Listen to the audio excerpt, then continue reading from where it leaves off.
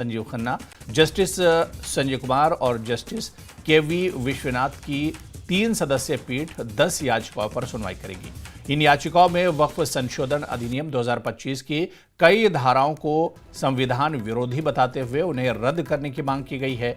वहीं वक्फ संशोधन अधिनियम 2025 के समर्थन में कई राज्यों ने भी सुप्रीम कोर्ट का दरवाजा खटखटाया है।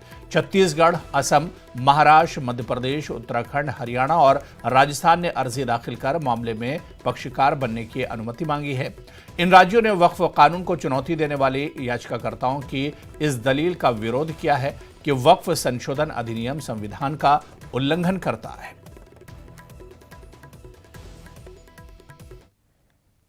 जमात इस्लामी की ओर से वक्फ एक्ट को लेकर सुप्रीम कोर्ट में याचिका दाखिल करने वाले इनामुर रहमान ने न्यूज 18 से बात करते हुए कहा कि हमने सुप्रीम कोर्ट से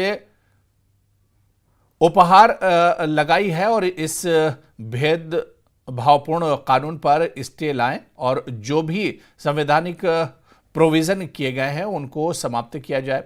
इनामुर रहमान ने कहा कि यह कानून केवल मुसलमानों की संपत्ति को लूटने के लिए लाया गया है। हमें सुप्रीम कोर्ट से उम्मीद है। अनकॉन्स्टिट्यूशनल है, ये दस्तूर से तसादुम करता है, दस्तूर से टकराव करता है, डिस्क्रिमिनेशन करता है यहाँ के नागरिकों के दरमियान और बहुत सारे राइट्स का, फंडामेंटल राइट्स का, रिलीजियस राइट्स का, माइनॉरिटी राइट्स का ये वायलेशन करता है।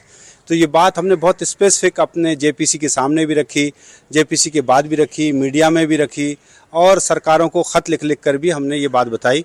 लेकिन आखिरकार सरकार ने किसी की भी अपोजिशन की, मुस्लिम ऑर्गेनाइजेशन की, किसी की भी बात नहीं सुनी और अपने मनमानी का एक बिल जो है उसको एक्ट में तब्दील कर दिया।